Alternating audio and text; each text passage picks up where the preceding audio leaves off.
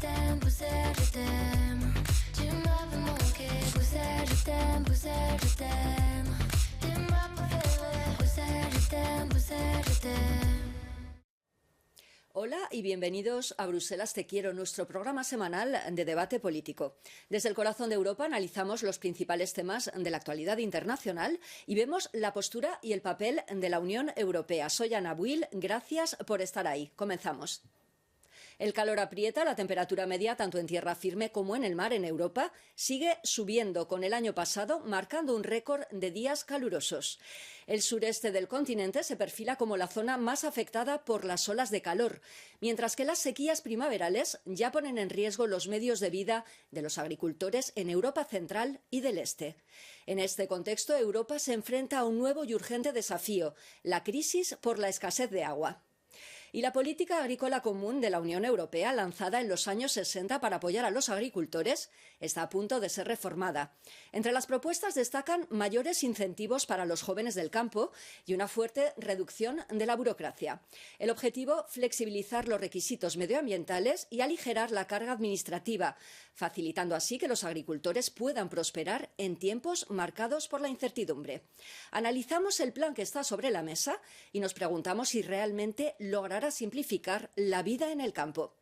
A estas y otras preguntas trataremos de responder hoy aquí en Bruselas Te Quiero con nuestros invitados: Esther Herrera, corresponsal de France 24, César Luena, eurodiputado del Grupo Socialistas y Demócratas por el Partido Socialista, y María Dios, directora de comunicación en el Green European Journal. Bienvenidos a todos, pero antes de empezar, veamos cómo nos está afectando el cambio climático y cómo de dramática es la situación.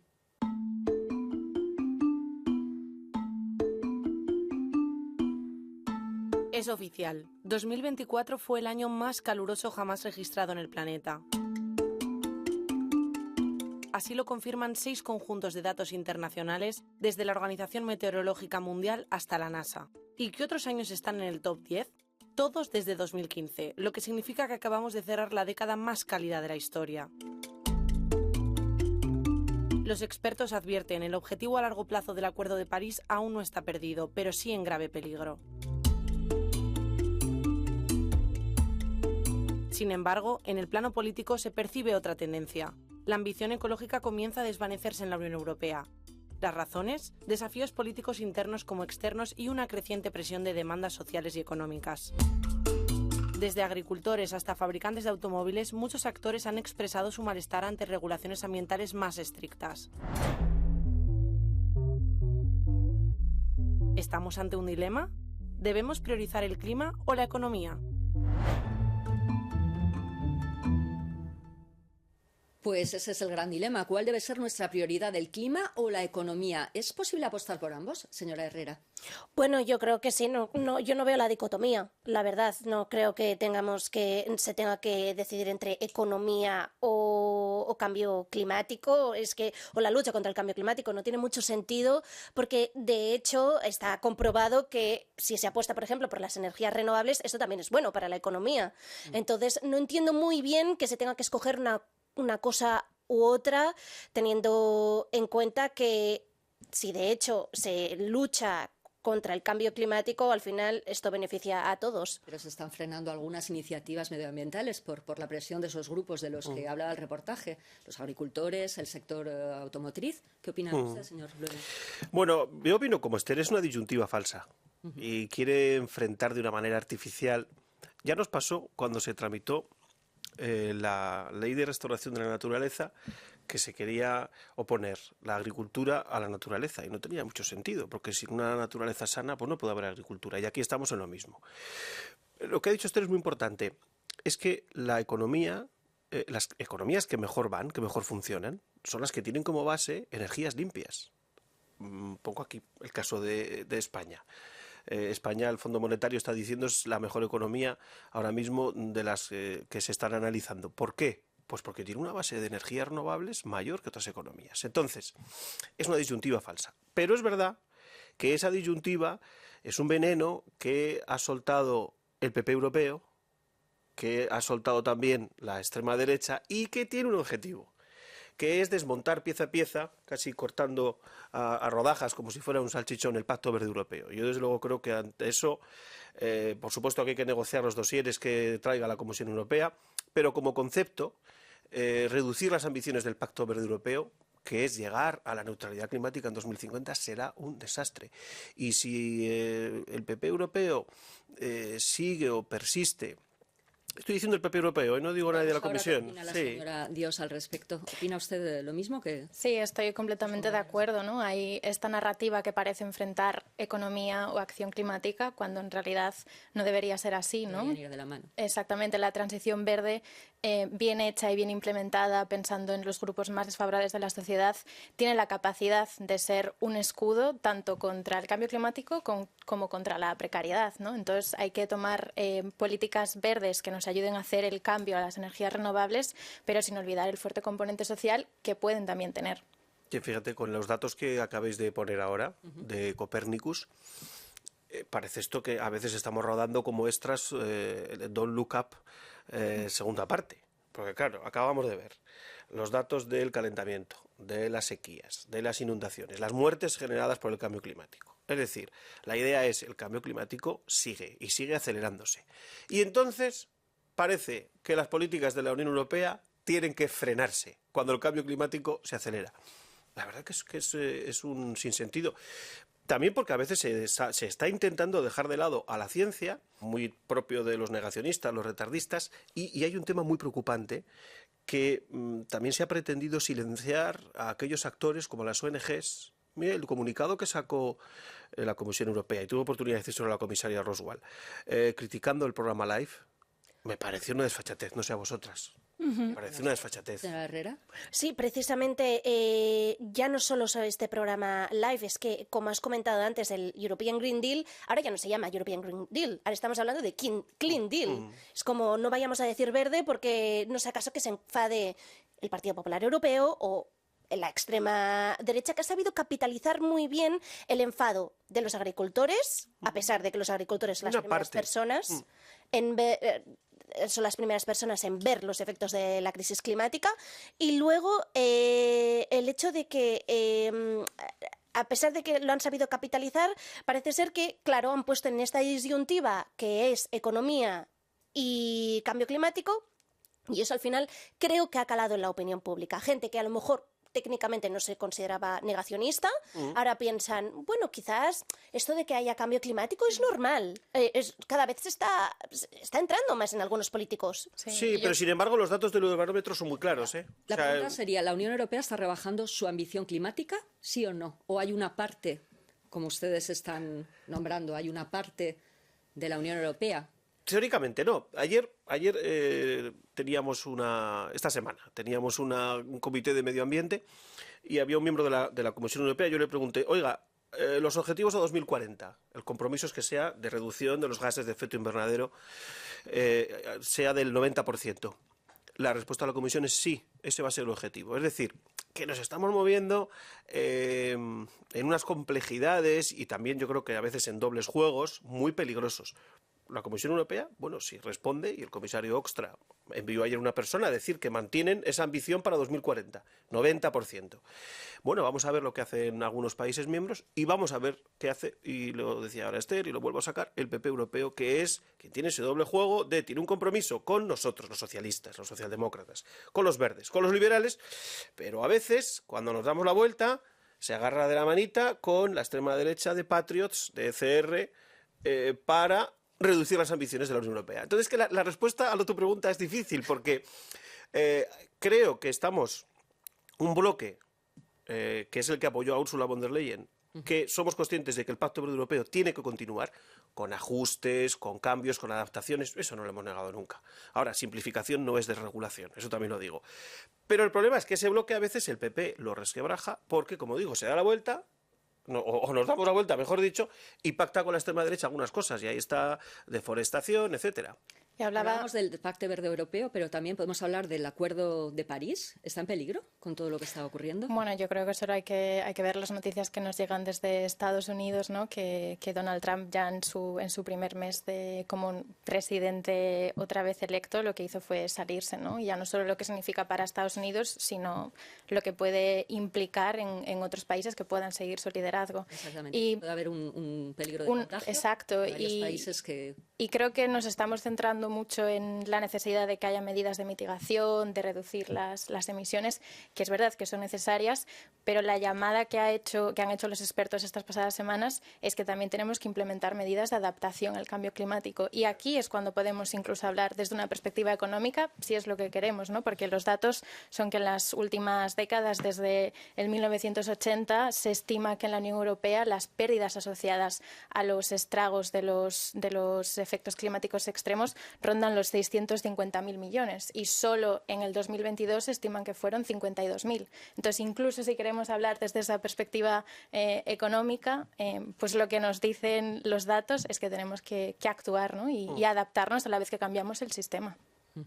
Con la guerra de aranceles de la que hablábamos y las preocupaciones de la seguridad común, ¿ha quedado un poquito en segundo plano la política sobre el cambio climático en la Unión Europea?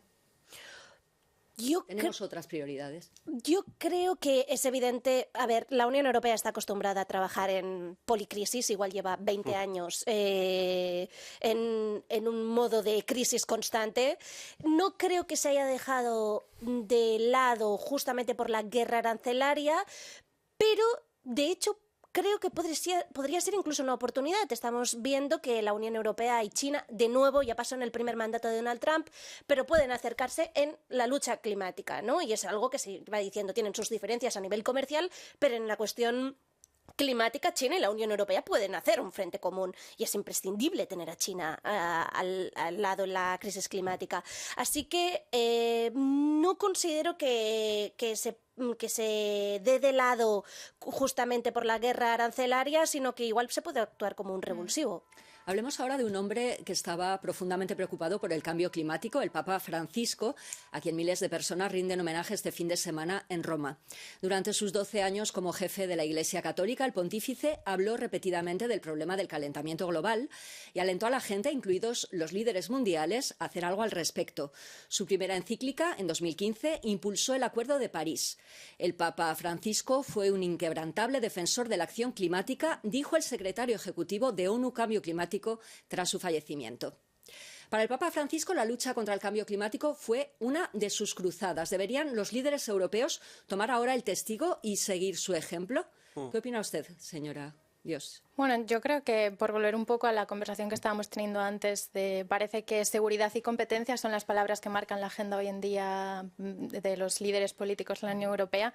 Sin embargo, yo me pregunto, ¿no? Y lo digo más como una ciudadana preocupada por el estado del mundo en el que vivimos y afectada por la crisis ecosocial, ¿qué tipo de Europa segura queremos, ¿no? Y para mí la seguridad no es solo rearmamento, y si hay fondos para ello, igual debería haber fondos para las políticas sociales que impulsen la transición energética, ¿no? Entonces, bueno, me parece curioso hablar de seguridad solo en estos términos de sí, competencia, de rol geopolítico y de autonomía que es necesario, pero también deberíamos pensar en cuáles son las demandas de a día de hoy de los ciudadanos. En España pues tenemos ahora las manifestaciones por una vivienda digna y aquí otra vez las políticas energéticas pueden jugar un papel clave en a lo mejor pues rebajar las facturas del gas, ¿no? Que nos afectan a todos.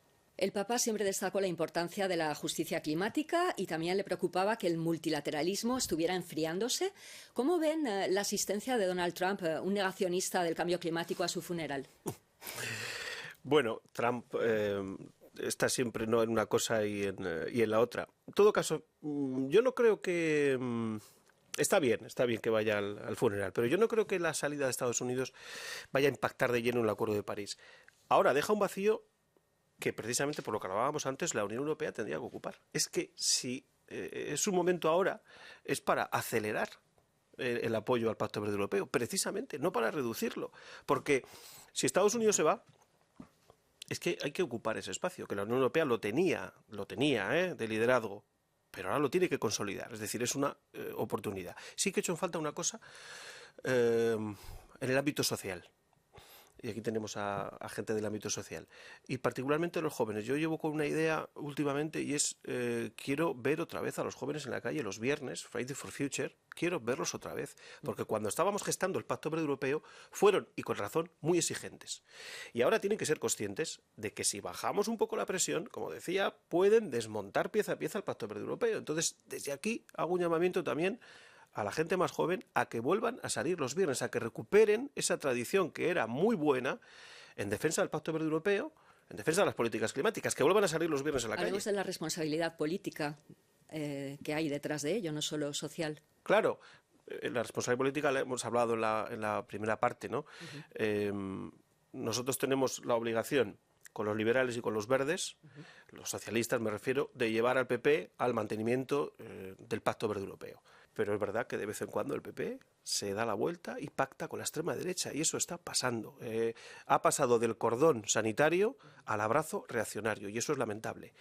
Entonces necesitamos también, yo creo que recuperar algunas tradiciones que eran muy buenas, como por ejemplo esos viernes donde los jóvenes decían queremos políticas de sostenibilidad claras en la Unión Europea. Aquí voy a echar un guante a Greta Thunberg. Ella sí se sigue manifestando los viernes. De hecho, lo sigue publicando en redes sociales, pero sí que es cierto que no es el nivel de presión que se veía antes, eso es cierto, pero es que también ha habido encuestas recientes que han hablado de cómo los jóvenes están poniendo en duda, de hecho, lo que podría llamarse como esta ideología woke, ¿no? Intentar, pues, poner en duda la lucha climática, poner en duda el feminismo. Entonces esto vemos que, por ejemplo, en España está ocurriendo. Hay encuestas que dicen los jóvenes están poniendo en dudas muchas de estas cuestiones. Entonces, Una parte, sí, una parte. Vuelvo a hablar del Eurobarómetro, ¿eh? Las preocupaciones medioambientales siguen estando en la parte más alta del ranking y sobre todo de la gente joven. Que es verdad lo que dices, Esther, pero también creo que está siendo un debate a veces interesado, porque la extrema derecha es muy peligrosa, muy manipuladora, es un veneno. Para saber más sobre cómo los récords de altas temperaturas afectan a nuestra vida cotidiana aquí en Europa, hemos hablado con nuestro reportero científico, Jeremy Wilks, y esto es lo que nos ha contado.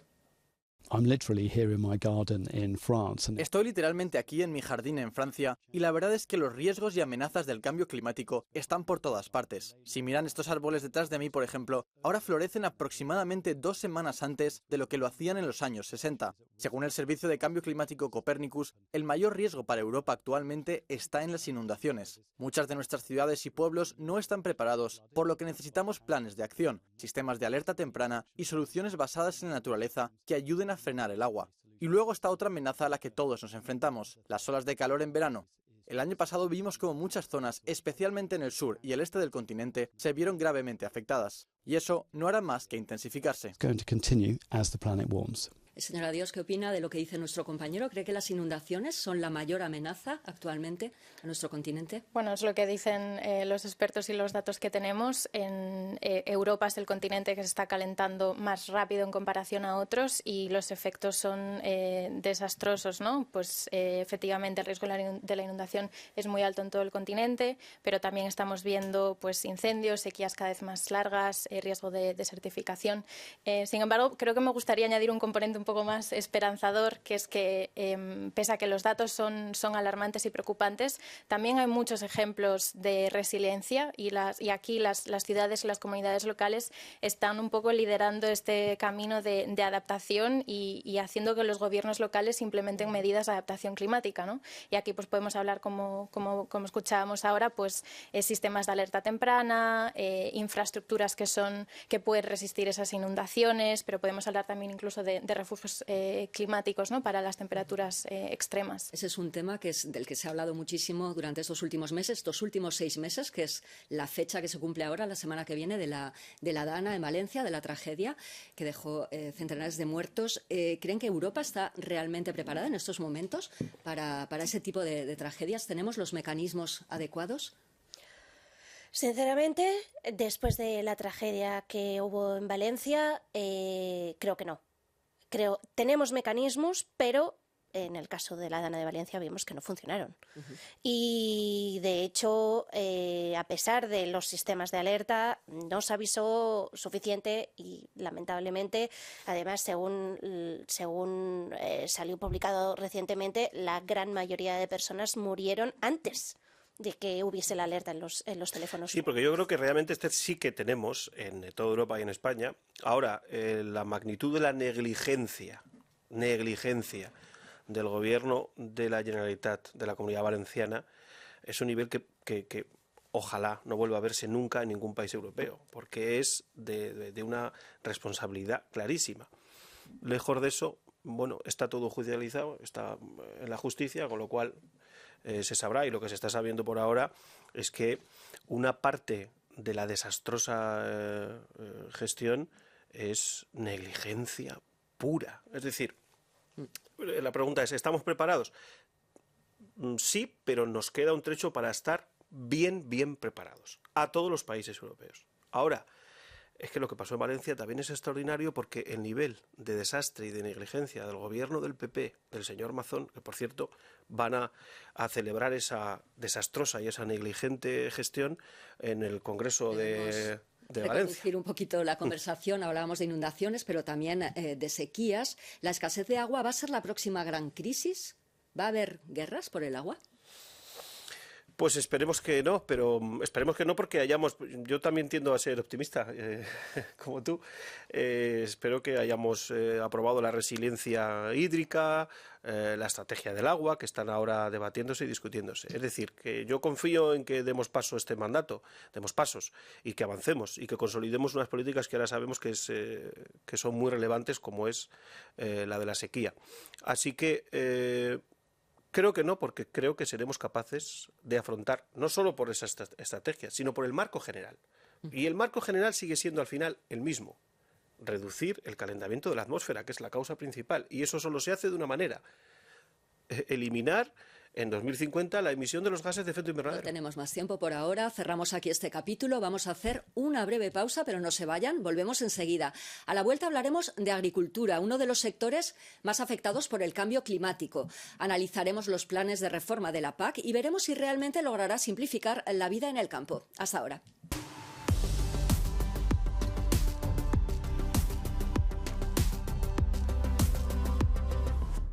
Bienvenidos de nuevo a Bruselas Te Quiero. Soy Ana Buil y junto con mis invitados repasamos algunos de los temas de la actualidad europea.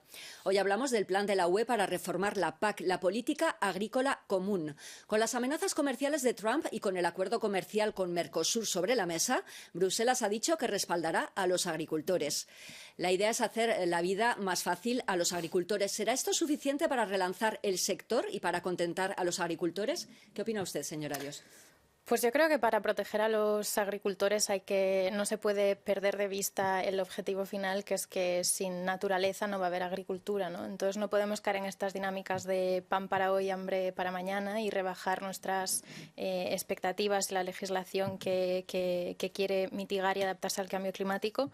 Sí que es verdad que el sector de la agricultura en Europa es muy diverso y lo hemos escuchado mucho en el camino a las elecciones del año pasado, pero no es un sector heterogéneo, sino que hay diversos actores y que incluso las medidas de protección de los pequeños agricultores o incluso de los trabajadores no tienen por qué depender solo de aranceles, ¿no? Entonces creo que si por ejemplo tomamos como ejemplo el caso de España, ¿no? que es un país donde el riesgo de desertificación es extremo y muy alto, yo me pregunto si rebajamos las expectativas, hablábamos antes del riesgo del agua, qué tipo de economía y de seguridad le podemos dar, ¿no? a toda esta gente que se dedica, pues por ejemplo, a la exportación del aceite de oliva. Bueno, todo el mundo quiere tener algo que decir sobre cómo debería ser la reforma de la PAC. Escuchamos cuáles son las peticiones de la Confederación Sindical de la Unión Europea para los sectores de alimentación, agricultura y turismo. La próxima reforma de la política agrícola común llega en un momento extremadamente crítico para todo el sector, marcado por grandes incertidumbres y una fuerte sensación de inseguridad provocada por el contexto externo, las tensiones geopolíticas, entre otros factores. La situación es especialmente desafiante para los trabajadores del campo. towards the European Commission in view of the next Common Agricultural Policy reform. Nuestras demandas hacia la Comisión Europea se centran en 3 puntos clave. Primero, reforzar la dimensión social de la política agrícola común. Segundo, mantener y asegurar un presupuesto ambicioso para esta nueva etapa. Y tercero, ampliar de forma real y significativa los criterios para los pagos directos. The criteria for direct payments. Señora Herrera, ¿son realistas estas demandas? Sobre todo respecto al presupuesto muy ambicioso que decía. Bueno, si se mira bien cómo ha ido evolucionando el presupuesto europeo, de hecho, la inversión a la política agrícola común ha ido descendiendo a medida que también las ambiciones de la Unión Europea y prioridades han sido otras. Dicho esto, yo creo que la ambición tiene que ser importante si la Unión Europea quiere seguir asegurándose su seguridad alimentaria. Por lo tanto, yo creo que sí que es imprescindible, pero también estoy de acuerdo que la dimensión social para los agricultores es esencial. Sin ellos, realmente la Unión Europea no puede tener esta seguridad alimentaria. Por lo tanto, sí que es imprescindible, pero aquí hay que hacer cambios también en el presupuesto europeo. Y es evidente que una de las cuestiones, yo creo que ya del próximo presupuesto y de la próxima reforma de la PAC va a ser, sin duda, que se emita deuda, porque es que se necesita financiar la Unión Europea. El presupuesto, como decíamos, representa prácticamente 1/3 del presupuesto total de la Unión Europea. Es un importante presupuesto. ¿Creen que ahora va a mantenerse, va a disminuir o va a aumentar en esta reforma? Yo creo que se mantendrá. Y las reivindicaciones que escuchábamos ahora a mí me parecen justas. Me gustaría también que enfocásemos el problema en la dimensión de los productores, de los agricultores y los ganaderos. Que es decir, la PAC tiene que ayudar a los pequeños y a los medianos. Y hay algún error en el diseño de la PAC por el cual grandes propietarios se acaban beneficiando de ayudas que no tendrían por qué. Entonces eso también un poco de justicia, de la dimensión social que habla. ¿Se perfilan grandes cambios en este capítulo? Bueno, está empezando la PAC y desde luego por lo menos nuestro grupo va a hacer hincapié en los precios justos y en los pequeños agricultores y en los medianos agricultores. Y por otro lado, hay 2 cosas ahí pendientes que tienen mucha relación con la PAC. Por un lado, los aranceles de Trump, que no sabemos y hay que estar preparados. Hay países miembros como España que ya han presentado un plan en caso de que finalmente se cumplan. Y por otro lado, acuerdos como Mercosur, que es muy importante que los apoyemos. Y saco estos 2 temas, aranceles y Mercosur, porque hay un sector, una parte del sector agrario, el que está más ligado a la extrema derecha de alguna forma, que tendrían que tener coherencia cuando hablamos de Mercosur. Es necesario que apoyemos Mercosur, será vital ese acuerdo para la Unión Europea. Y por otro lado, pues con los aranceles, porque yo veo, por ejemplo, a los líderes de la extrema derecha, que es a lo que teme el PP europeo y Weber y etcétera, y los veo dándose golpes en el pecho, apoyando a los agricultores, pero calladitos ante los aranceles de Trump. Entonces esto tiene mucha, a la vez que hacemos una PAC mejor, a la vez tenemos que encontrar soluciones y dar coherencia al tema de los aranceles y al acuerdo de Mercosur. Los agricultores franceses están muy preocupados por el acuerdo de Mercosur. Entonces, ¿cómo se puede convencer a la opinión pública, especialmente francesa, Francia, que es la que está poniendo más palas a las ruedas, ¿no? Está rebajando su postura gracias a Mercosur y a los aranceles. Bueno, yo creo Francia ahora sí que es verdad que se está pausando, pero aún así no se descarta que Macron igual vuelva a convocar elecciones legislativas. No sé hasta qué punto esto puede tener impacto político. En realidad creo que es muy difícil hablar de ello. Desde luego. Creo que el equilibrio es muy difícil. Ahora, que tenemos que encontrar nuevos socios comerciales no solo para la agricultura, pero también para la agricultura, eso es ya una evidencia. Podemos cerrar algo que será muy importante también a finales de año de manera preliminar con la India también. Pero es que el caso de Mercosur para la agricultura, con todas las garantías, hay problemas, hay dudas, desde luego, se tienen que resolver. Pero tenemos que ir terminando. Vamos ahora a hablar con la señora Dios de cuáles son las realidades que se enfrentan los agricultores actualmente, cuáles son sus principales retos. Bueno, pues obviamente estamos hablando de los aranceles, que es un tema que preocupa y que los unifica en Europa, pero al final, como decía antes, el cambio climático también tiene un impacto muy directo en la vida de los agricultores y otra vez, sobre todo, de los trabajadores, ¿no? Entonces creo que aquí la transición verde también tiene una oportunidad de dignificar las condiciones laborales de toda la gente que compone este sector, ¿no?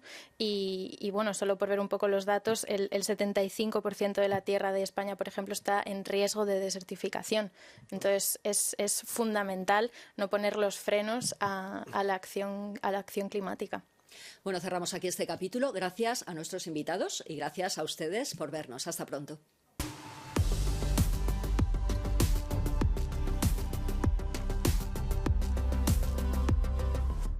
Hola y bienvenidos a Bruselas Te Quiero, nuestro debate político semanal en Euronews. Soy Ana Buil y me acompañan Esther Herrera, corresponsal de France 24, César Luena, eurodiputado del Grupo Socialistas y Demócratas por el Partido Socialista, y María Dios, directora de comunicación en el Green European Journal.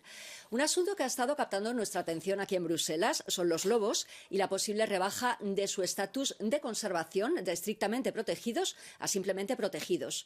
Para los grupos defensores de los derechos de los animales, los lobos no representan ningún peligro para los humanos y son un símbolo de la conservación de la naturaleza, pero para otros son una pesadilla, una amenaza importante para sus granjas y su ganado. Y la historia es personal para la presidenta de la Comisión Europea, Ursula von der Leyen, ya que su pony favorito, Dolly, fue asesinado por un lobo en 2022. ¿Símbolo de la conservación de la naturaleza o amenaza? ¿Qué opinan? Señora Dios, empezamos por usted. Bueno, yo creo que es un hito en la lucha por la biodiversidad y me entristece ver que esto se tinta por el miedo y el alarmismo cuando parece que, por lo que dicen los datos y los expertos e incluso los informes de la propia Comisión Europea, la situación no es tan dramática como para rebajar el estado de protección de una especie que todavía a día de hoy es vulnerable. Lo que se ha hecho es solo un paso para proteger esta especie. ¿Es posible la convivencia? La pregunta sería, ¿necesitamos menos lobos o más medidas para proteger los ganados, las granjas? Es sin duda difícil, es una pregunta difícil, pero creo que la caza de lobos se ha propuesto como una solución para proteger al ganado, pero por lo que dicen los expertos, yo no soy una experta en el tema, pero por lo que he leído es que esta estrategia es contraproducente. Los lobos viven en manadas con una estructura social bastante compleja. Si de hecho se mata a ciertos lobos, se puede matar al macho alfa o incluso a las lobas. Esto provoca además muchos problemas dentro de la manada y esto provoca además más ataques al ganado. Entonces, no sé hasta qué punto esto puede ayudar. Veamos algunas cifras. Cada año los lobos matan más de 65.000 animales de granja y los Estados miembros gastan casi 19 millones de euros anuales en indemnizaciones. ¿La rebaja del estatus de protección del lobo podría ser parte de la solución a este problema? Pues yo no lo creo. Yo creo que la coexistencia es posible. Ahora que hay que elevar las medidas de eficacia en lo administrativo, me refiero, elevar también las cantidades de indemnización. Es decir, eso vaya por delante. Es decir, que genera un problema, genera un problema. Que se puede ayudar a la coexistencia, se puede, en lugar de reducir el nivel de protección del lobo. Y que se tienen que aumentar la eficacia en la recepción de las indemnizaciones y también la cantidad de las indemnizaciones. Eso es lo que pensamos los socialistas. A partir de ahí, no se puede hacer peor de lo que lo ha hecho la Comisión Europea. No hay un patrón común que analice el estado de conservación del lobo a nivel europeo.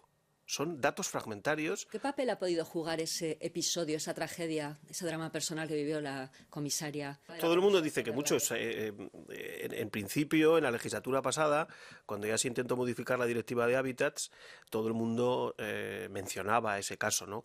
Bueno, yo quiero pensar que la presidenta de la Comisión tiene una visión más global. Ahora, la presión de ciertos sectores, y volvemos otra vez a una cosa que hemos discutido aquí, y es a la presión de la extrema derecha y a la búsqueda de un señuelo. Pero, repito, la importancia de la cadena trófica en la biodiversidad, como decía María ahora, que lo ha explicado perfectamente, del lobo es indiscutible. ¿Indemnizaciones, coexistencia? Sí, pero chapuzas como la que está haciendo la Comisión Europea, como ha planteado la reforma desde el principio con el convenio de Berna, yo creo que es un mal ejemplo, sobre todo porque después viene Eslovaquia y dice voy a reformar la legislación para cazar 350 osos pardos, que también tienen un problema en su estado de conservación. Es decir, está abriendo la Comisión la puerta.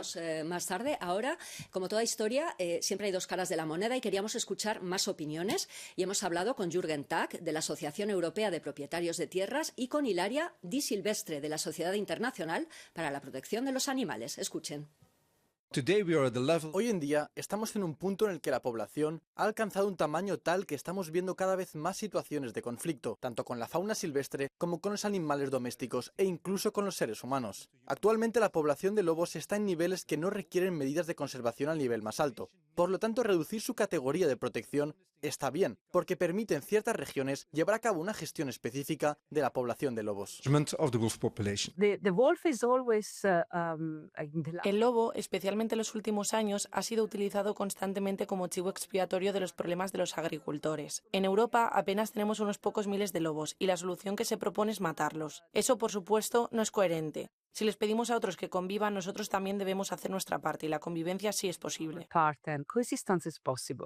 Las asociaciones de defensa de los animales temen que la rebaja de la protección del lobo abra la veda para hacer lo mismo con otros grandes carnívoros, como comentábamos, como el oso. ¿Qué opinan de ello? Ya el principal bloque conservador del Parlamento Europeo pretende revisar esto, ya está trabajando en ello. Sí, precisamente es que la amenaza es real. Si se está haciendo cambios en la Directiva de Hábitats para los lobos, entonces ¿por qué no también los osos, que también está afectando en otros países? Es que es evidente que genera un precedente bastante peligroso, pero según estudios recientes, volviendo a la cuestión del lobo, de hecho en algunas regiones, por ejemplo en Euskadi, en el País Vasco, en España, se encontró, por ejemplo, que aproximadamente el 26% de la dieta de los lobos consistía en animales domésticos. De hecho, en muchos casos el problema son los perros asilvestrados, que son los que se acercan más al ganado. Por lo tanto, vemos que el problema es mucho más allá y el efecto de contagio es real. Yo quería volver de nuevo a lo de los osos. El problema es diferente porque en el caso de los lobos, los ataques a humanos son muy raros. El último que se registra fue hace 40 años, pero los osos son habituales. Se han repetido en los recientes meses y ha habido incluso muertos en países como Rumanía y en Eslovaquia. Es un peligro, ya no estamos hablando solo de ganado, estamos hablando de ataques a personas con muertos. Cualquier muerte es una desgracia, evidentemente. Ahora, la solución es acabar, como quiere hacer el gobierno de Eslovaquia, casi con una cuarta parte de los osos pardos de Eslovaquia, pues eso es matar moscas a cañonazos. Entonces, hemos estado hablando de la crisis climática y a veces nos olvidamos de que en realidad vivimos una crisis planetaria. Por un lado está el calentamiento del planeta, pero por otro lado está la extinción masiva de especies. Que nosotros desmontemos una directiva que tenemos que es la más avanzada en el ámbito internacional de protección de las especies en este momento, pues no deja de ser un contrasentido. No tenemos más tiempo. Hasta aquí nuestra edición en español de esta semana. Muchísimas gracias a nuestros invitados por estar aquí. Un placer. Muchísimas gracias a todos ustedes por vernos desde sus casas. Si quieren ponerse en contacto con nosotros, pueden escribir un correo electrónico a bruselastequiero@euronews.com o contactarnos a través de redes sociales. Hasta pronto en Euronews. ¡Feliz semana!